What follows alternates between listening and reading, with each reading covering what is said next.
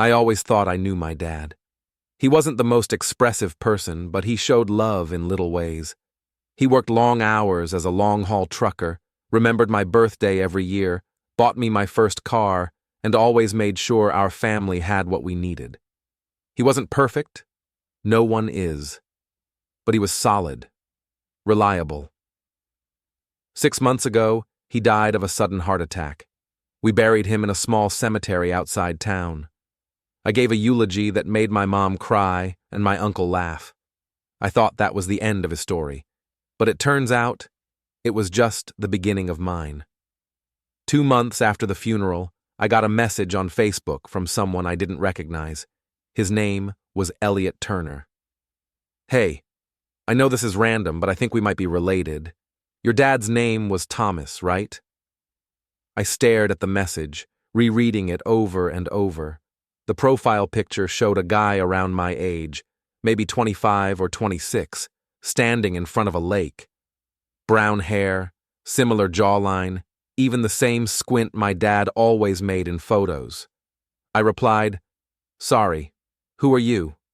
And he said, "Your dad was also my dad." I didn't want to believe it. At first, I thought it was some scam or a weird prank. But then, Elliot sent a photo. A picture of him and my dad at a diner, time-stamped 2019. Same trucker hat, same jacket, same crooked smile. I felt like I couldn't breathe. I called my mom. She was silent for a long time after I told her. Then she said, "I always wondered if this would come out someday." That was it. No denial, no surprise, just quiet resignation. Apparently, for over 15 years, my dad had been leading a double life. When he went on the road for his long hauls, he wasn't just hauling freight. He was visiting Elliot and Elliot's mom in another state. 2 families, 2 homes, 2 sons, and none of us knew about each other. Elliot and I eventually met in person. We decided to grab coffee halfway between our cities. When he walked in, it was like seeing a ghost of myself. We had the same posture, same stupid, nervous laugh, even the same chipped front tooth. We talked for hours. He didn't grow up wealthy. His mom struggled and my dad helped when he could, but he was always gone. Sound familiar? At the end of the night, Elliot said, "I'm not mad at you. You didn't know? Neither did I." I nodded. I wasn't mad at him either, but I was furious at our dad. About a week later, Elliot sent me a PDF, an old email thread between our dad and his mom. In one of the messages, dated 2010, our dad wrote, "I can't live this lie anymore. I'm going to leave her. I want to be with you and Elliot full time." That year hit me like a truck. That's the year my parents almost divorced. I remember it vividly. The screaming fights, the slammed doors, my mom sleeping on the couch for weeks. But they worked through it. I thought it was about money, stress, but no, it was about us, all of us. That's when I realized I wasn't the only one being lied to. I drove back to see my mom. We sat at the kitchen table, the same table we'd had since I was 10, and I laid everything out, the messages, the photo, the emails. Her hands were trembling. "Did you know?" I asked. She closed her eyes. Tears formed immediately. "I found out in 2009. I saw a credit card charge from a hotel in Utah, but he was supposed to be driving to New Mexico. I confronted him. He broke down, told me everything. I told him to choose." "And he chose us?" I asked. "No," she said quietly. "He chose to keep lying. I just let him." I walked out of that house feeling like I didn't know anyone in my life, not my dad, not even my mom. I didn't sleep that night. Instead, I found myself rereading old birthday cards my dad had written me, looking for clues, rewatching home videos, listening to old voicemails. Everything seemed fake, manufactured. How many of those "I love yous" were real? How many were just guilt? A few weeks ago, Elliot invited me to his birthday. I said no. I told him I needed time. He understood, but I could hear the hurt in his voice. He wants a relationship. He wants to be brothers. And part of me wants that too. But there's another part, a loud, bitter part, that resents him for existing. And I hate myself for that. None of this is his fault. None of it is mine either. But it still feels like we're both casualties in a war we didn't know was happening. People say death brings closure. But for me, my dad's death was the start of a whole new life, one built on shattered truths and questions that will never get answered. Do I tell people I have a brother? Do I keep this secret for the rest of my life? Would knowing the truth have made me happier? Or was ignorance really better? I don't know. All I know is this. I look in the mirror, and I see my dad's face. Then I meet Elliot, and I see it again. And both times, it hurts. When I was 11 years old, I found out the truth about my mom, the kind of truth that rips your reality apart and leaves you doubting everything that came before. She didn't just fall out of love with my dad. She didn't just have a rough patch. She cheated on him for 5 years with his best friend. And I found out because I walked in on an argument where my dad was yelling that he had proof, emails, hotel receipts, photos. And my mom? She just stood there, not denying a thing. After the divorce, my dad got custody. My mom moved 2 states away. I saw her twice a year, birthdays and Christmas. But something had shifted. I became cold, guarded. I didn't tell her I hated her, but I also never told her I didn't. She tried. She really did. Letters, gifts, calls, always ending with, "I love you, baby. I'm so sorry, I wish I could go back." But I never said it back. Not once. Years passed. I grew up, went to college, got a job. Therapy helped. A little. But some part of me always clung to that bitterness, that resentment. She broke something that never fully healed. Then, 3 years ago, she was diagnosed with stage 4 pancreatic cancer. Out of nowhere. Just like that. 6 months, they said. I hadn't seen her in 2 years at that point. I didn't even know what to say when she told me. I just sat there on the phone, silent, listening to her cry. She asked if I'd visit. I said I'd try. I didn't try. I made excuses. Work, money, travel. All of it was BS. The truth was, I didn't want to sit next to the person who blew up my childhood and now wanted sympathy. But when the end got close, like weeks left close, I flew out. My fiancé pushed me, said, "You'll regret it if you don't." The moment I saw her in that hospital bed, I broke.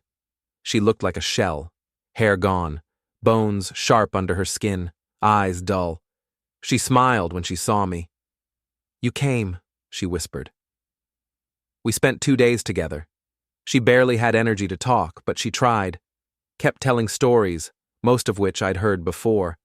And on the last night, she said, "I need to ask you something, and I want the truth. Do you forgive me?" I hesitated. Everything in me screamed, "No. You shattered our family. You made Dad a ghost of himself. You made me grow up cold." But she looked at me like a child begging not to be punished. So I said, "Yes, Mom. I forgive you." She smiled, closed her eyes, and died that night. That was 2 years ago. Everyone tells me I did the right thing, that it gave her peace, that it was a final act of compassion. But here's the part I can't say out loud, not to anyone, not even my therapist. I didn't mean it. I never forgave her. I still haven't. I lied to her on her deathbed, and I don't know what's worse, that she died believing something that wasn't true, or that I'll carry this lie for the rest of my life. We don't talk about the accident, not in my family at least. It happened 11 years ago. My brother Kyle was 19, I was 17.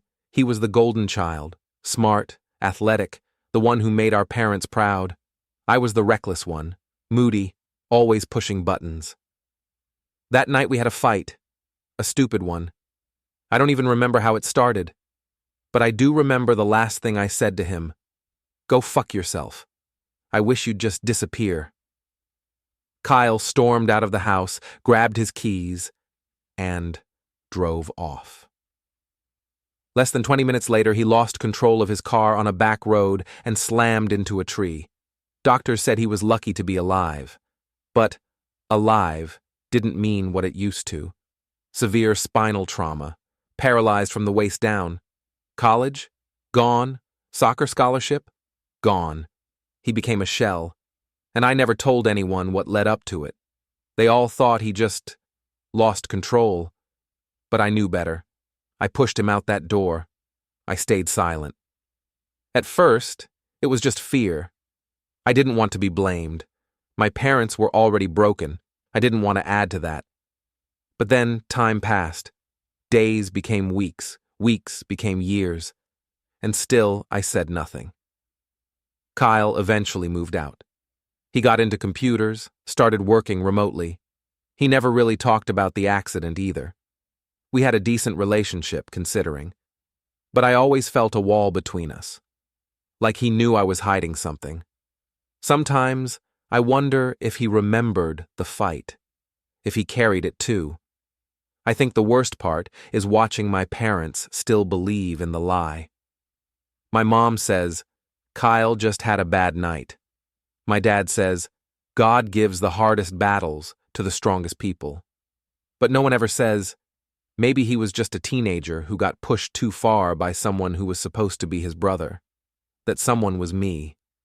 Last year, Kyle got engaged. He asked me to be his best man. I almost said no. Not because I wasn't honored, but because I felt like a fraud. At the rehearsal dinner, I gave a speech. Everyone cried. I told stories from childhood, joked about his obsession with Star Wars, called him the strongest person I know. And then he hugged me and whispered, You're not a bad brother. You never were. That nearly broke me, because he was wrong. I've thought about confessing, telling my parents, telling Kyle, telling everyone. But every time I imagine doing it, I see the look on my mom's face. I see Kyle's smile disappear. I imagine them hating me. And maybe they should, but I don't think I could survive it. So I keep the secret. I visit Kyle. I call him. I laugh at his jokes. I play the role of the good brother, the one who stood by him, never left. But every time I look at his wheelchair, I remember what I said that night. And it kills me a little more. I didn't try. I made excuses, work, money, travel. All of it was BS. The truth was, I didn't want to sit next to the person who blew up my childhood and now wanted sympathy. But when the end got close, like weeks left close, I flew out. My fiancée pushed me, said, You'll regret it if you don't. The moment I saw her in that hospital bed, I broke. She looked like a shell, hair gone, bones sharp under her skin, eyes dull. She smiled when she saw me. You came? She whispered. We spent 2 days together. She barely had energy to talk, but she tried. Kept telling stories, most of which I'd heard before. And on the last night, she said, I need to ask you something, and I want the truth. Do you forgive me? I hesitated. Everything in me screamed, no. You shattered our family. You made Dad a ghost of himself. You made me grow up cold. But she looked at me like a child begging not to be punished. So I said, Yes, Mom. I forgive you. She smiled, closed her eyes, and died that night. That was 2 years ago. Everyone tells me I did the right thing, that it gave her peace, that it was a final act of compassion. But here's the part I can't say out loud. Not to anyone. Not even my therapist. I didn't mean it. I never forgave her. I still haven't. I lied to her on her deathbed. And I don't know what's worse. That she died believing something that wasn't true. Or that I'll carry this lie for the rest of my life.